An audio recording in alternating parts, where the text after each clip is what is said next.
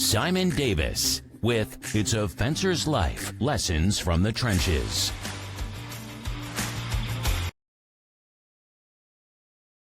G'day, all you fencers out there. This is Simon. This is A Fencer's Life, Lessons from the Trenches. And today, coming to you live from the home studio again, what we want to talk to you about today is the myths about running a fencing business. And I want to blow this one right out of the water. It's something that I'm pretty passionate about, as you know, trying to get our kudos for ourselves and what we do every day.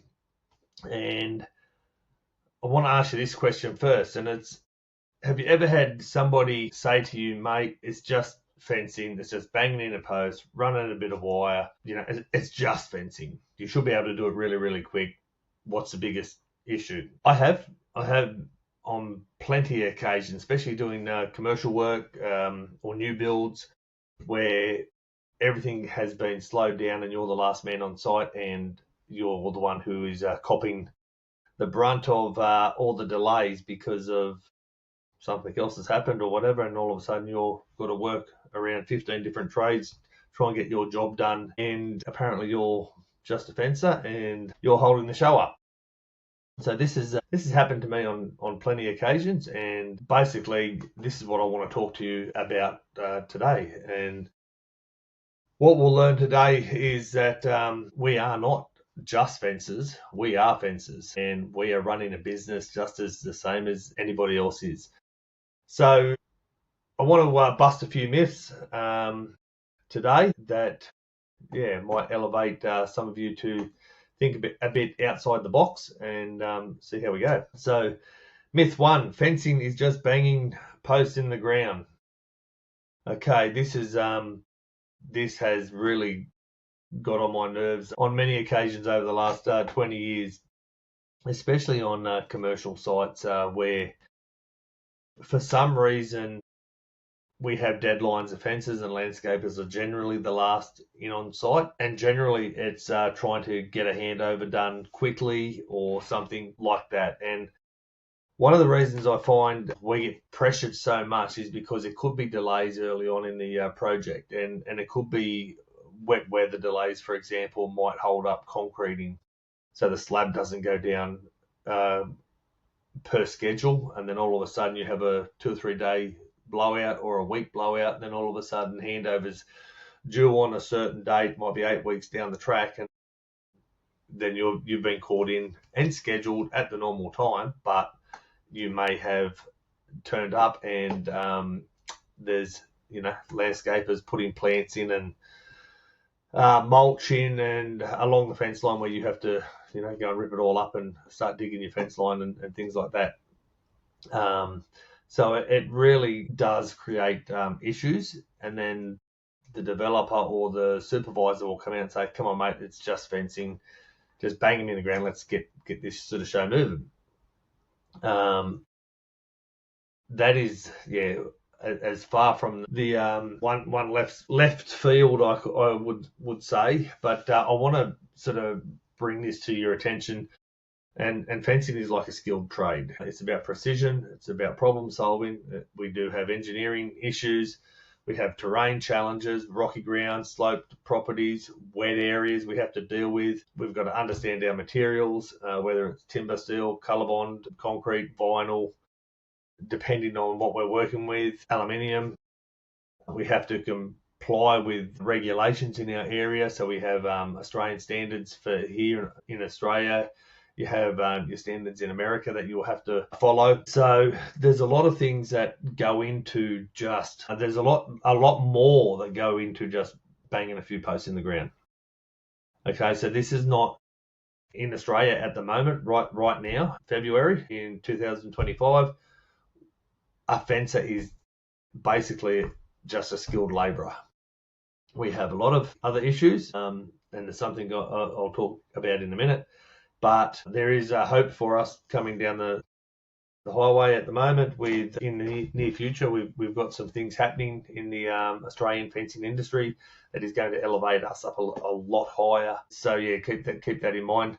But working with tricky jobs where planning and skill and problem solving are critical, elevates us up a bit higher than just labourers. We're fencers, we're running businesses. There's a lot more to running a business than just turning up on site as a labourer does and doing what he's told to do all day and then go home, or him or her, and then go home at the end of the day and put their feet up and not think about anything else. As a fencer, as a business owner, you're doing all the pre-planning, all the site works. A lot of you are doing all the site works yourselves as well. Then you're going home and knocking off after a physical day, and then going home and doing all the business side of things, all the paperwork, all the marketing, or the invoicing, or the chasing, or the quoting, et cetera, et cetera. So there's a lot of things to consider. And I've seen different stories in different groups, Facebook groups, that people are putting up with tricky jobs that they've had to do. Tricky terrain. Probably one of the worst jobs I've had to do was early last year, was down at the side of a mountain here in my local area. And one of the challenges I find for my business is we have a mix of commercial, residential, and rural work. We're only a small team. We have four people at the moment, and we sort of move from job to job and niche to niche, I suppose. The rural stuff in our area, we have a lot of hills, a lot of slopes. We don't get a lot of flat ground, or I don't seem to get a lot of flat ground. I seem to take on the harder jobs, and that is a sort of method to my madness as well, because that is one thing that I can create leverage on to get higher prices. But this job in particular was up on top of a hill, could not get a machine anywhere near it, and we had to cut a sort of tunnel through the vegetation to get some star pickets in and barbed wire down this hill. It was quite intense. Now, that was not just a typical job. There was a lot of thought process that had to go into it, a lot of liaison with the farmer that had to go into it. And it wasn't just about banging posts in the ground. It was about trying to stay on the boundary as best as we could, but get a containment fence in so the farmers' animals weren't escaping out onto the highway.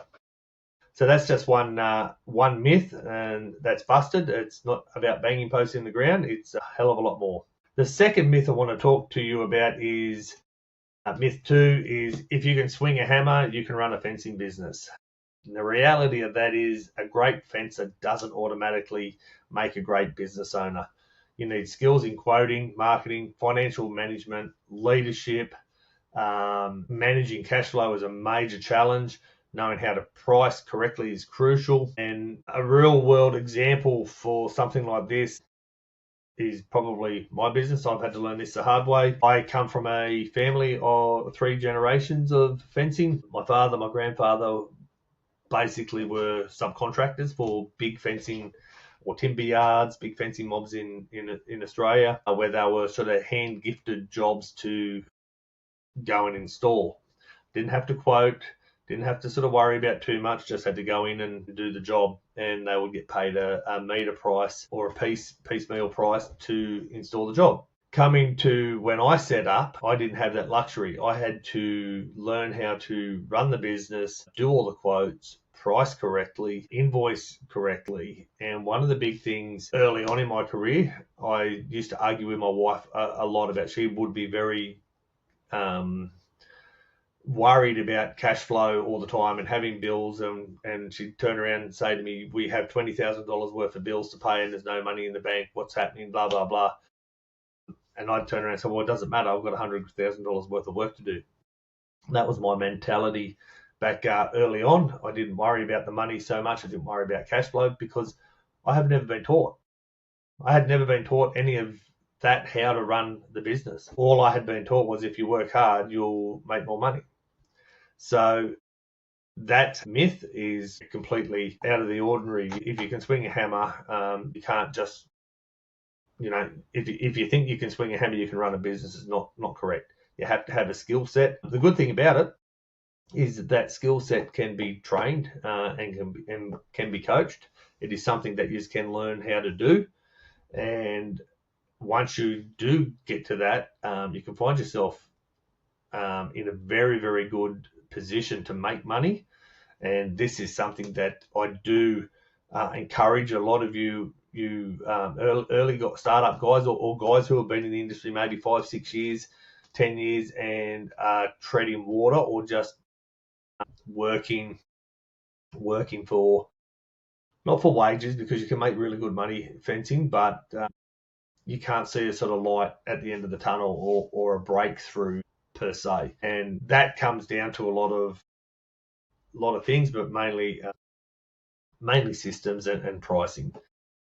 One of the things that I see, and this leads me to myth 3, is that the cheapest price always wins. The reality is, if you're cheap, you're competing only on price, and it is a race to the bottom of the barrel where you'll just go out of business.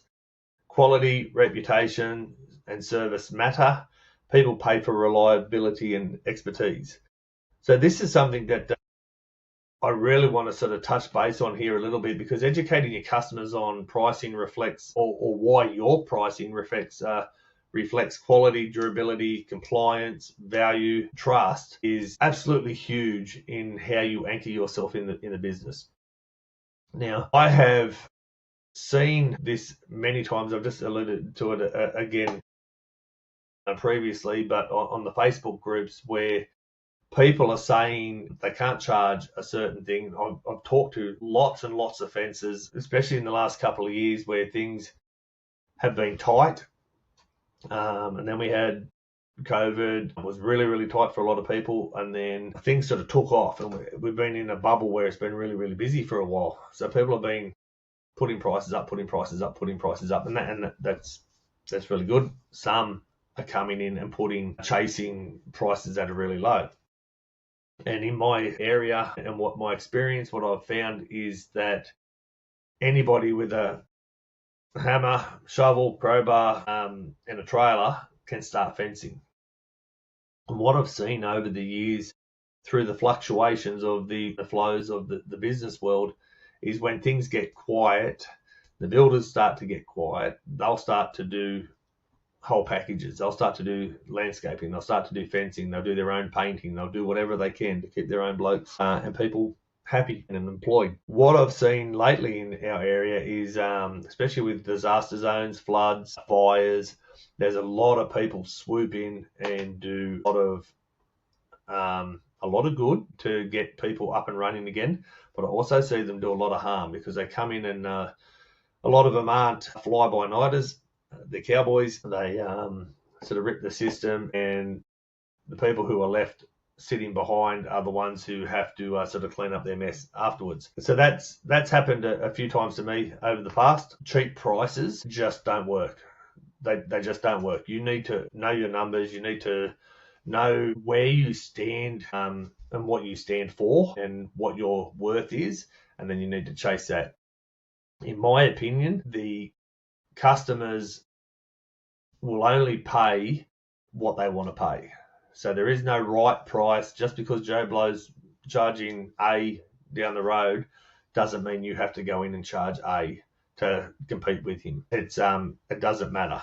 It just really doesn't matter. It's the way you value yourself and the way you position yourself in the market, as I said, and the way you get that nomenclature out to your customers and how you present yourself. That's what matters. Having a business that is in the area that I've been up and down, as I said, I've lost businesses. I've learned the hard way with not pricing correctly, not following systems. Then I've had to rebuild and do it all again. And I've redone it a different way with systems, with correct pricing, and things are a lot more achievable, a lot more less pressure. You can make really, really good decisions when you don't have so much burden of trying to chase the dollar all the time just to keep your head above water. Okay, so that is a really big lesson there. So myth 3, the cheapest price always wins. Don't do it. I've seen contractors who have underquoted and lost money and had to walk away from different jobs to try and cut their losses, and that leaves a foul taste in the contractor's mouth and the people who are installing, but it also leaves a foul taste in the client, where they've had to or already paid good money and the job hasn't been done or hasn't been completed. So that really sucks. Myth 4, finding good workers is impossible. And this one I hear all the time. The reality is, while it's tough, it's not impossible. Good hiring processes and company culture make a difference. This one I've seen quite a lot.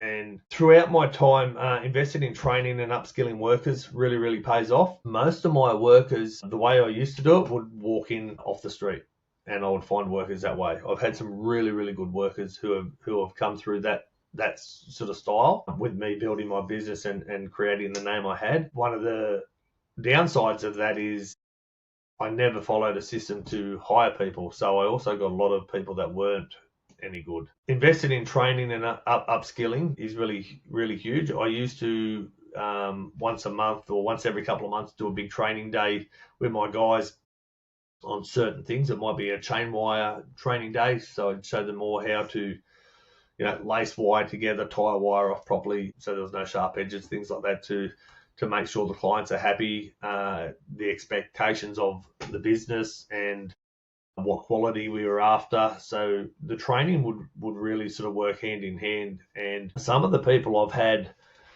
through traineeships and through hiring skilled labour and having people sort of work alongside me physically for a long time over the years, those guys that I have had have become very good fencers. Not necessarily very good business owners. Most of them are all doing different things now. One of them's still fencing, but their quality is really good. It's really high, and that makes a difference. And when you can sort of find those guys and retain those guys, that is even better. I think my longest bloke I had with me was he stayed with me for 12-13 years. He was absolutely brilliant before he retired. He was good. We used to clash a fair bit because he was a lot older than me.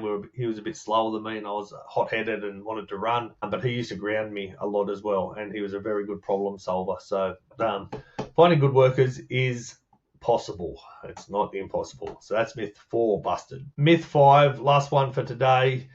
All fences are cowboys. This really grates my nerves because we are so much better and our industry is evolving quickly, and there are a lot of cowboys in the industry, and it does have its share of dodgy operators, but the professionals are raising the bar, and we're trying to lift that as high as we can. The certification, licensing, and high standards separate the pros from the amateurs. The ones who teach and the ones who show others how to better their trade, better their skill, better their business, are the ones who are raising the bar. Here in Australia, in the fencing industry, Australia, we're pushing for an apprenticeship and a trade-based certification, so a Cert 3, which pushes us up to the level of the landscaping, the carpenters in Cert 3, painters, Cert 3, whatever, as a trade. So we get recognised better as a trade. So that goes back to myth 1 that fencing isn't just banging posts in the ground. We're getting to the stage where hopefully in the next 12 months we will have that recognition, and then we can start to put apprentices on and train the younger generation to come up and do what we're doing.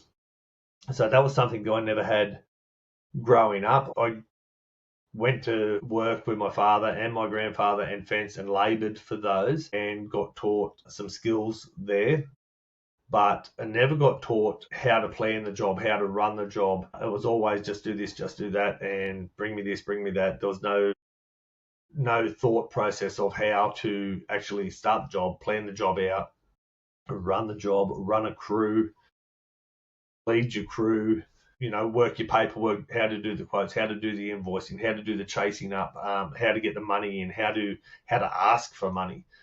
There was none of that. So there's a lot more than just grabbing a hammer, banging a few posts in the ground, and running your business that way. I've had to go in and fix a few jobs from dodgy fellas that have have started jobs and walked away from them either because they haven't priced them right or just because they're dodgy. There's been a few that have come into the area where they've gone in and quoted jobs, basically received all the money up front and then never shown up to even do the job, which is really, really dodgy. They are cowboys. They don't stay around long. I've seen a lot of backyard fences come up and start overnight, fly-by-nighters, I call them, come in and start. They're here for a couple of weeks, maybe a month, maybe 12 months, and then they're gone again because they just can't sustain the business and the growth. So that's the 5 myths that I wanted to bust today. The takeaways for today is fencing is a skilled trade, not just hammering posts. Running a business takes more than just good workmanship. Price isn't everything. Value matters, and you have to get that across to your clients and educate your clients that way. Good workers are out there if you build the right culture, and the industry is evolving and pros do stand out.